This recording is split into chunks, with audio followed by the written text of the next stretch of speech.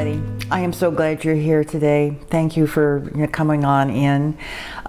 Boy, it's been another stressful week, hasn't it?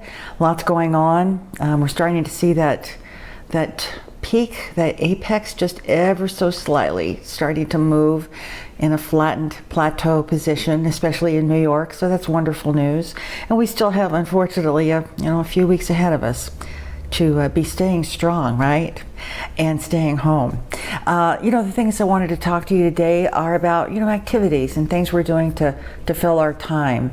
We all need to kind of, maybe figure out things we can do. And I do want to say, however, I'm not a therapist and I'm not a counselor and I'm not a doctor.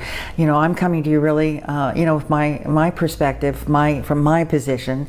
And, we're all under a lot of stress, and it's understandable, And if you're feeling a lot of stress that maybe you're having a difficult time processing it, it's really okay. And, maybe you might want to think about getting some help. There's a lot of online and phone call mental health specialists now, helping people in the country deal with this. And so, if you're feeling that way, it's okay, and getting help is okay. So I just wanted to throw that out as an idea for you. Now, a couple of things I would want to talk about is the stresses that are in our life right now. What is stressing you? A lot of things are making us unhappy and feeling isolated. We don't get to see our family or friends. We don't get to participate in activities that we have done in the past, book clubs or dining out, getting together with friends, all those sorts of things, going to a movie that are so much a big part of our lives.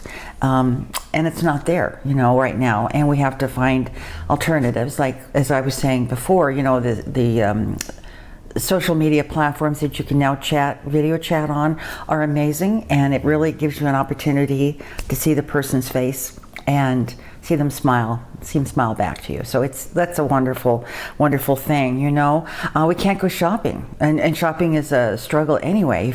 If you want to buy groceries, you either have to go into the store, which is gonna, make you anxious, or you have to go and buy your groceries online, have them delivered or pick them up. Then you get them home and you find out there's not half of what you were needing. So that's a real challenge, and it is a stressor. So we're needing to be more creative in the kitchen, which is a stressor, So it's like this little snowball it's running, right? But there's things that we can do. And I wanted to go over a few of the things that I have found, maybe to be helpful. And, I thought I'd just pass them on.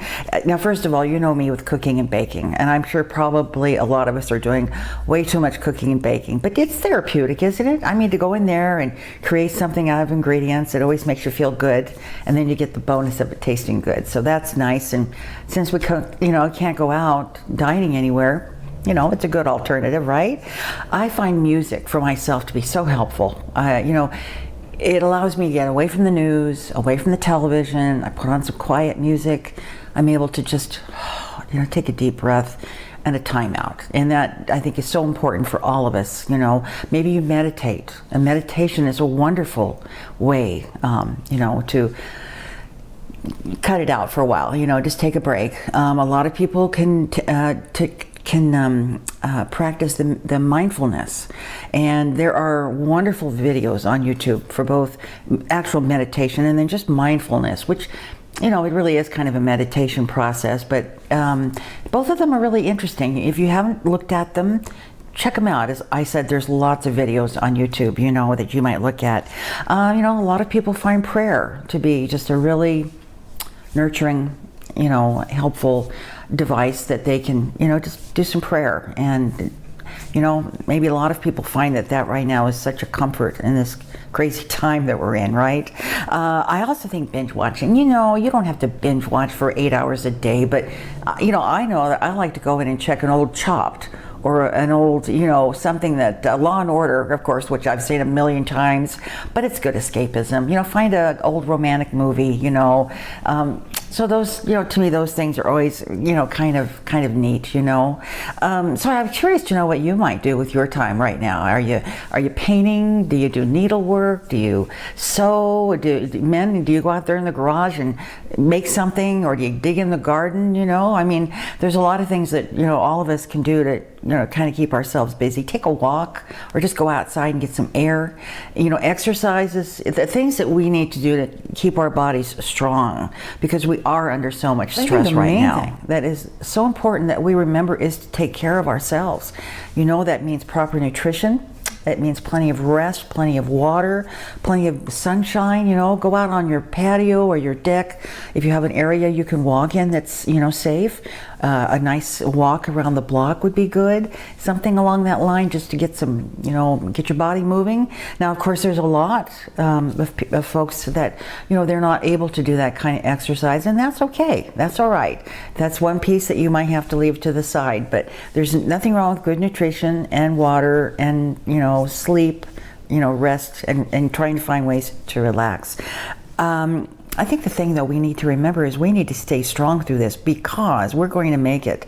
We're going to get on the other side of this and apex, we're going to go down, and things will be new and different. They're not going to probably be the old normal, but they'll be the new normal, and it will be it'll just be a whole new world that we'll explore and find out about, right?